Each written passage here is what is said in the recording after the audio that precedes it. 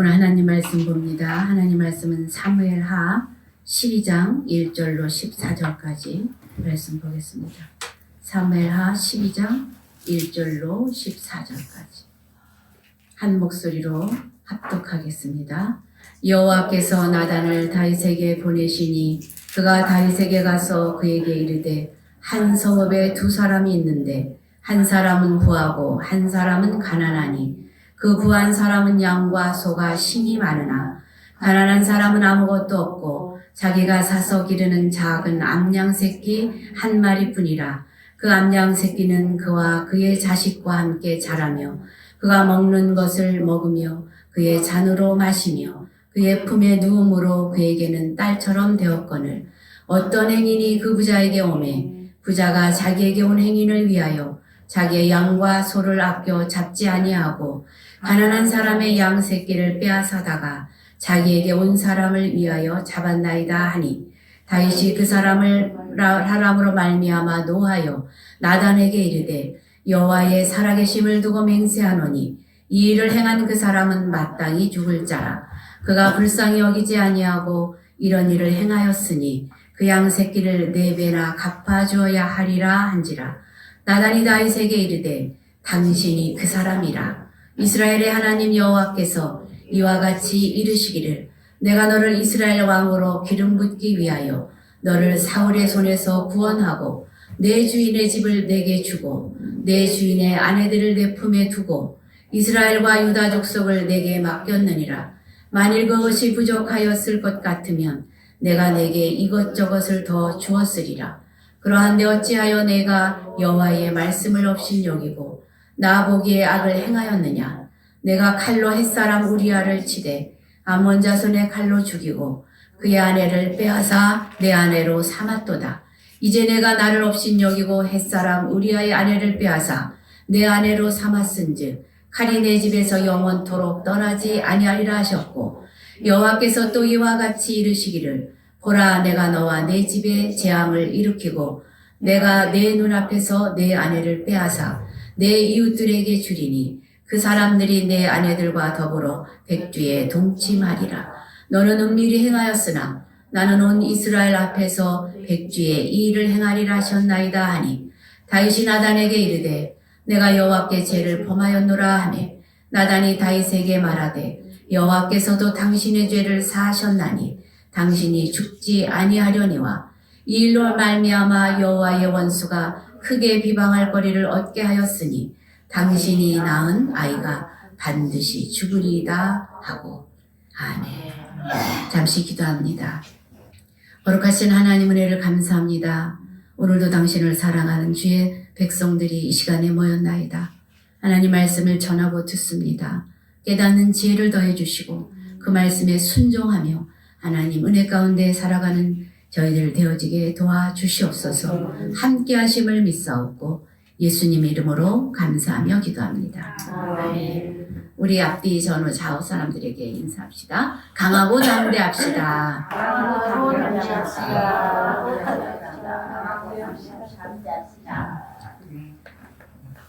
우리는 사무엘서를 계속 보고 있습니다. 다윗은 여러 가지 시편도 많이 썼죠. 그리고 골리앗을 물리친 그러한 사람입니다.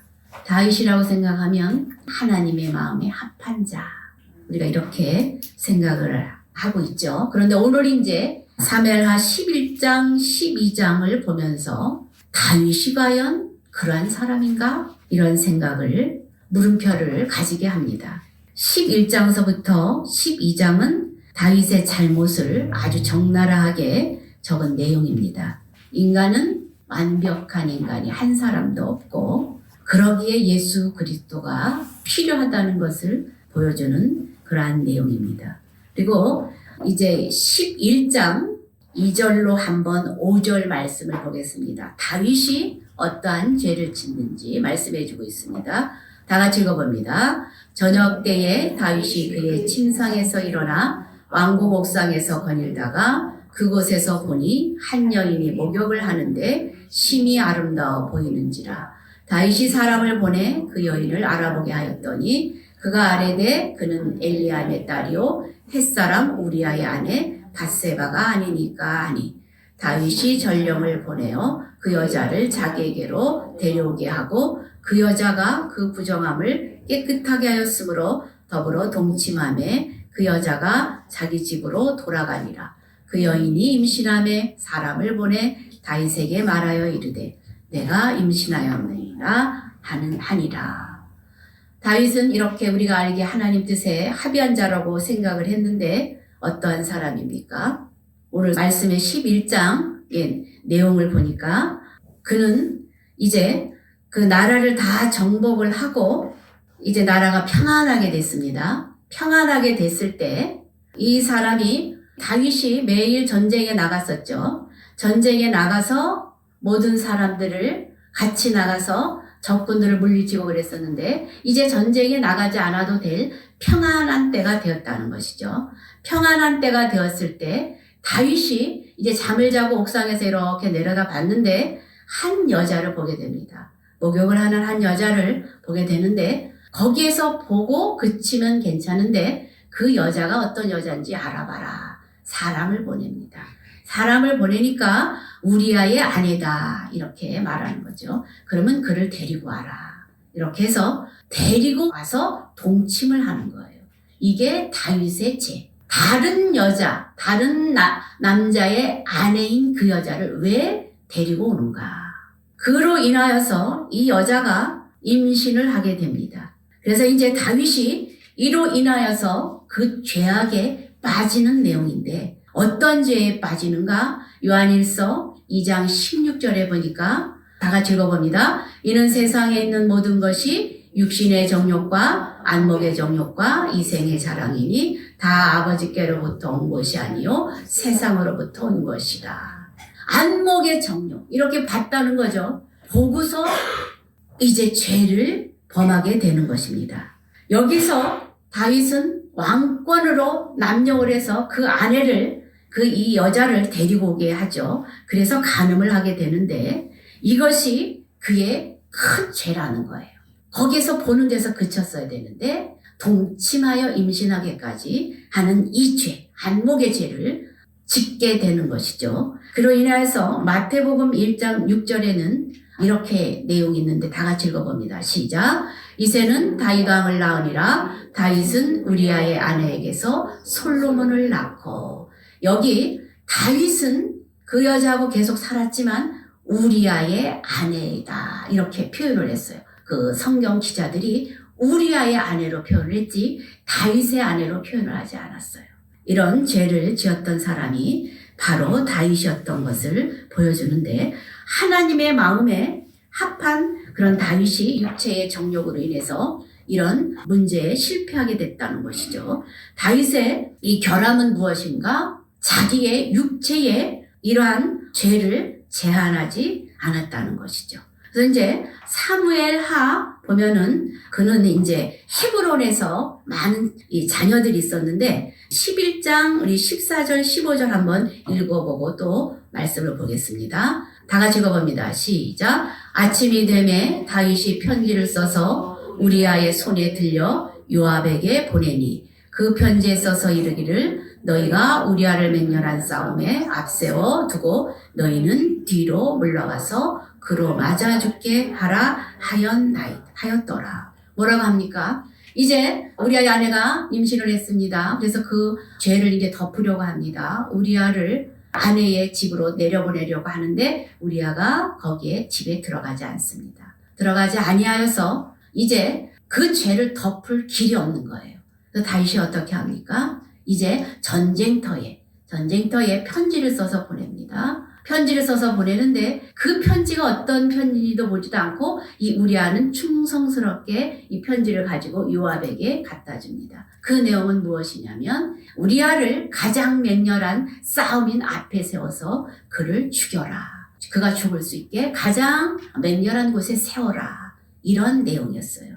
그래서 이제 다윗이 이 정욕을 제한하지 못했던 이 죄악이 있었다는 거죠. 이 다윗은요, 아내가 굉장히 많았어요. 여기 사무엘하 3장 2절에 보면 여기 한번 읽어볼게요. 시작. 다윗이 헤브론에서 아들들을 낳으되 맏아들은 암논이라 이스라엘 여인 아히노함의 소생이요 둘째는 길라압이라 갈멜 사람 나발의 아내였던 아비가일의 소생이요 셋째는 압살롬이라 그슬왕 달메의 왕 마아가의 아들이요 넷째는 아도니아라 학기스의 아들이요 다섯째는 스바데라 아비달의 아들이요 여섯째는 이드라함이라 다윗의 아내 에글라의 소생이니 이들은 다윗이 헤브론에서 나온 자들이었더라.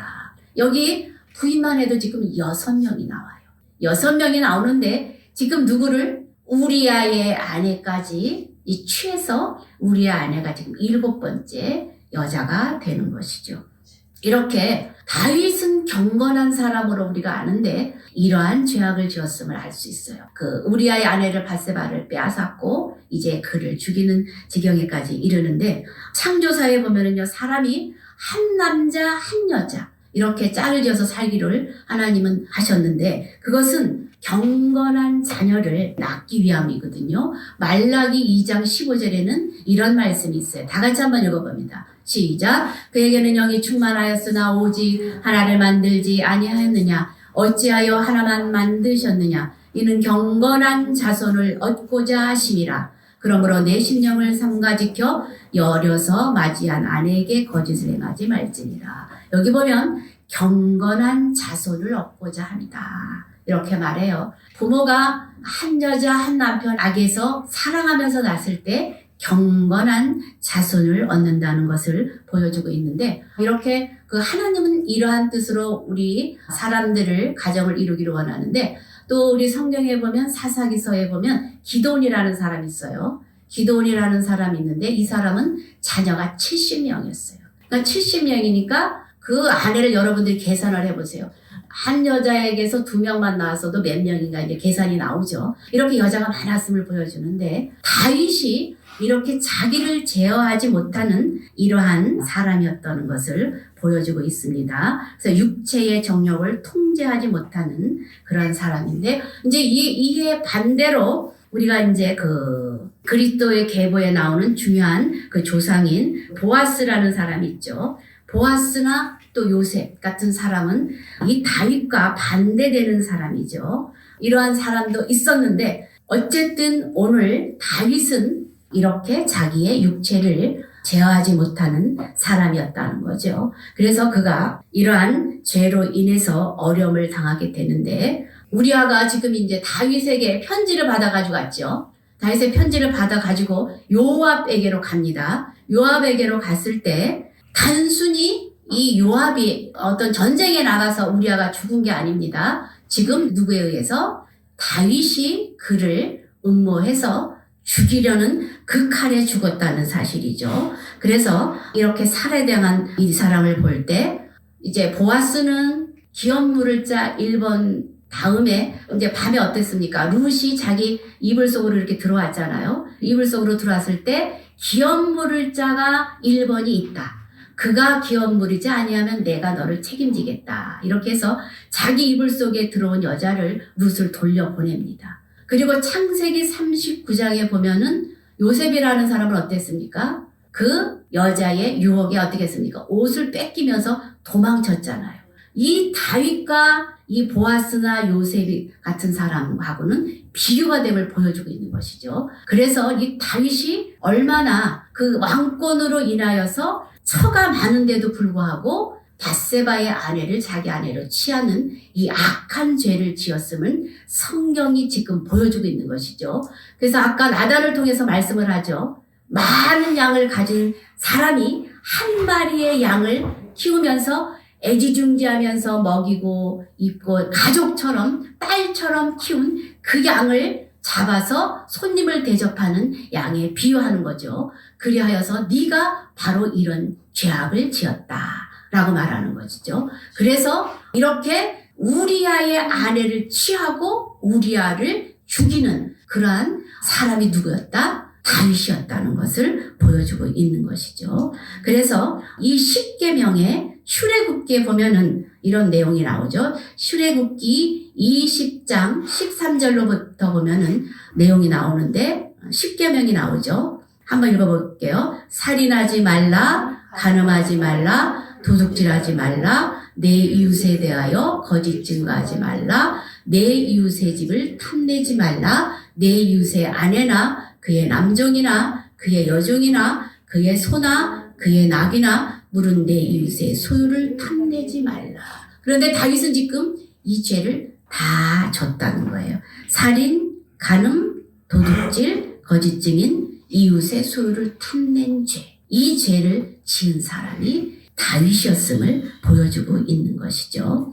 다윗이 이렇게 보좌에 앉아서 여러 사람을 취했었는데, 첩들을 아까 취했는데 사무엘하 5장 13절 아까 읽어봤죠. 그렇게 많은 여자들이 있었다는 것을 보여주고 있는데, 여기 한번 읽어볼게요. 사무엘하 12장 3절 읽어봅니다. 가난한 사람은 아무것도 없고 자기가 사서 기르는 작은 암양 새끼 한 마리뿐이라. 그 암양 새끼는 그와 그의 자식과 함께 자라며 그가 먹는 것을 먹으며 그의 잔으로 마시며 그의 품에 누움으로 그에게는 딸처럼 되었거늘 어떤 행인이 부자에게 오매 부자가 자기에게 온 행인을 위하여 자기의 양과 소를 아껴 잡지 아니하고 가난한 사람의 양 새끼를 빼앗아다가 자기에게 온 사람을 위하여 잡았나이다. 이렇게 한 사람이 다윗임을 보여주는 내용입니다. 그래서 이렇게 죄를 짓고 난 다윗은 어떤 사람이었나? 죄를 짓고 평안했을까요? 평안하지 않았다는 것이죠. 심히 괴로운 그러한 상황에 빠지게 되는데, 영과 그 양심이 이러한 죄로 인하여서 고통스러웠다는 것을 보여주는데, 시편 32편 3절 4절 한번 읽어볼게요. 시작. 내가 입을 열지 아니할 때에 종일 신음함으로 내 뼈가 새하였도다. 주의 손이 주야로 나를 누르시오니 내 진액이 빠져서 여름 가뭄의 마름같이 되었나이다. 뭐라고 말합니까?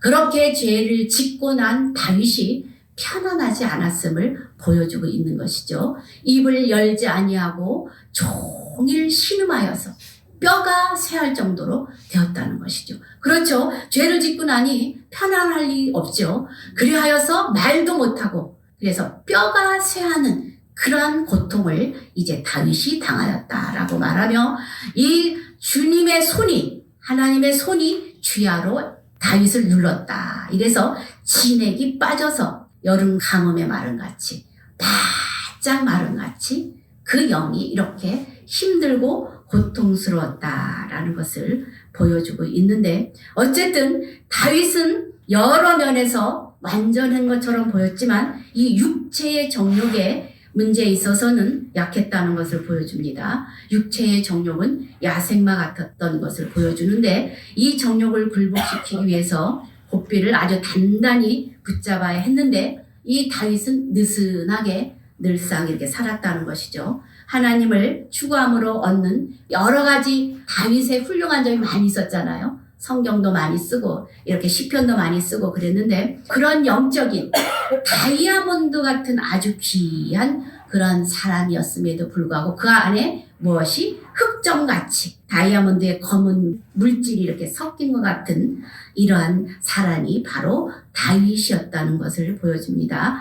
이 여전히 이런 상황 가운데서 그가 죄를 짓고 이렇게 가는 상황 가운데서 그의 영혼이 이렇게 굉장히 아팠다는 것을 보여줍니다. 그리고 이제 여기 12장에 이제 보면은 그로 인해서 영이 굉장히 고통스러웠고 하나님이 그에게 어떤 이제 징계를 내립니다. 거기에 대한, 하나님은 우리가 죄를 지면 거기에 대해서 회개하면 사해 주십니다. 죄를 사해 주시는데, 근데 거기에 대한 대가가 분명히 있었는데, 여기 12장 10절로 한번 읽어볼게요. 읽어봅니다. 시작. 이제 내가 나를 업신여기고 햇사람 우리아의 아내를 빼앗아 내 아내로 삼았은즉 칼이 내 집에서 영원토록 떠나지 아니하리라 하셨고, 여호와께서 또 이와 같이 이르시기를, 보라 내가 너와 내 집에 재앙을 일으키고 내가 내 눈앞에서 내 아내를 빼앗아 내 이웃들에게 주리니 그 사람들이 내 아내들과 더불어 백주에 동침하리라.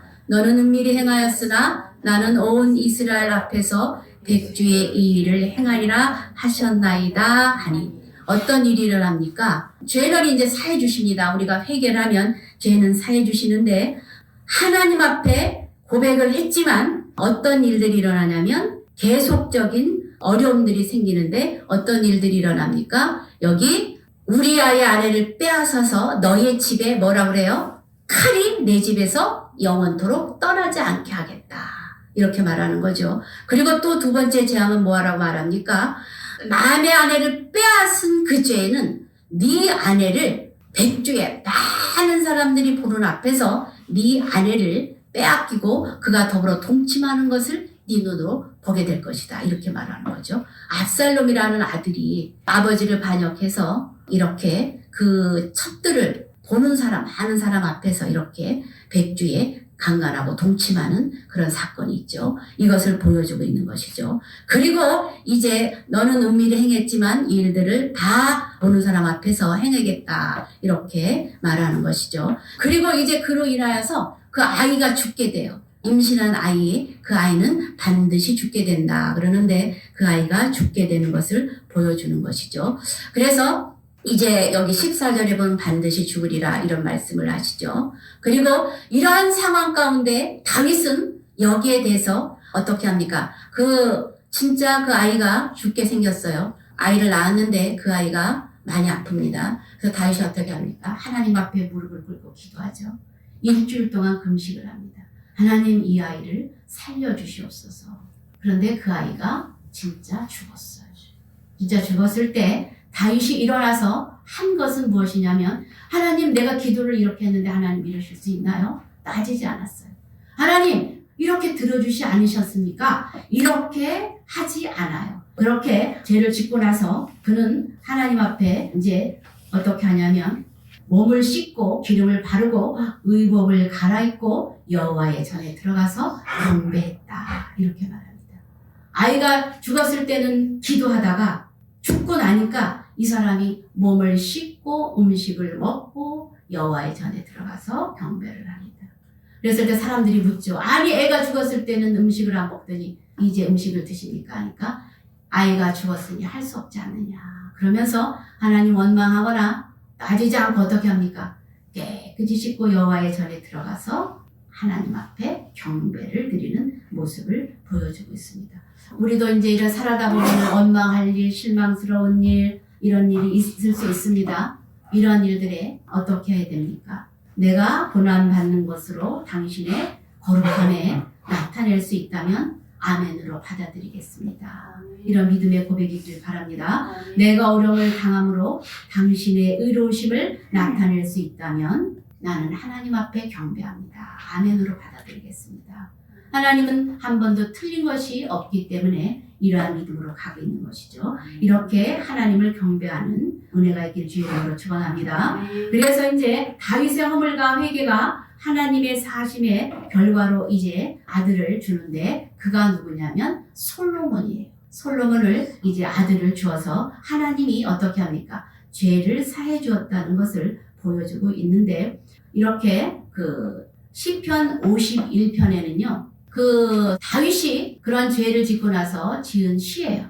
이제 여러분들 시편 51편을 집에 가서 읽어보면은요, 여러 가지 내용들이 나올 텐데, 우슬초로 나를 정결케 하시옵소서, 내 속에 정한 마음으로 나를 새롭게 하소서, 그러면서 주의 성령을 내게서 거두어가지 마옵소서. 이렇게 시편의 그 내용들을 다윗이 고백한 내용이 시편 51편인데, 이 징계로 인해서 실제로 이제 일들이 일어나는데 어떤 일들이 일어나는지 한번 볼게요. 여기 사무엘하 13장 13절입니다.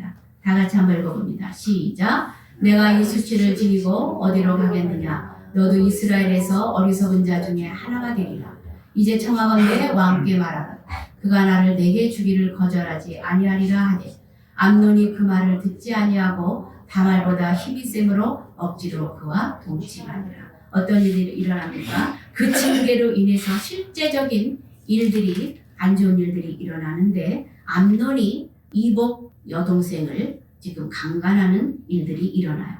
그래서 여동생을 끌어들여서 수치스러운 이렇게 범죄를 하고 있는 내용인데 이 성경은 다른 죄악보다도 이 정욕의 죄를 굉장히 엄히 경계하고 있습니다. 왜냐하면 음행은 인간의 전 인격을 파괴하는 그러한 죄이기 때문에 그렇습니다. 성경에 보면 근친상간의 죄를 못하게 하죠. 그리고 수간하는 죄, 남색하는 죄 이런 것들을 이제 레위기서에 보면 18장 9절에 보면 그런 것들을 금하고 있어요. 근친상간은 같은 배에서 나온 형제들끼리 수간은 뭔지 알죠, 여러분들?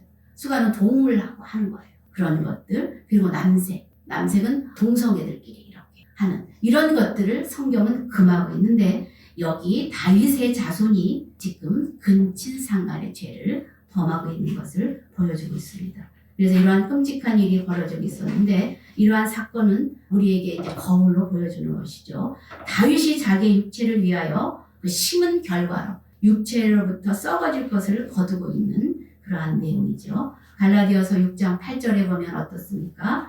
육체를 위하여 심는 자는 육체로부터 썩어질 것을 거두고 성령을 위하여 심는 자는 성령으로부터 영생을 얻을 것이다 라고 말하는데 지금 이제 이런 일들이 일어나고 있는 것을 보여주고 있는 것이죠. 그래서 여기 그 디모데후서에 보면은 청년의 정욕을 피하고 주를 깨끗한 마음으로 부르는 자들과 함께 의와 믿음과 사랑과 화평을 쫓아야 한다. 그런 말씀이 있습니다.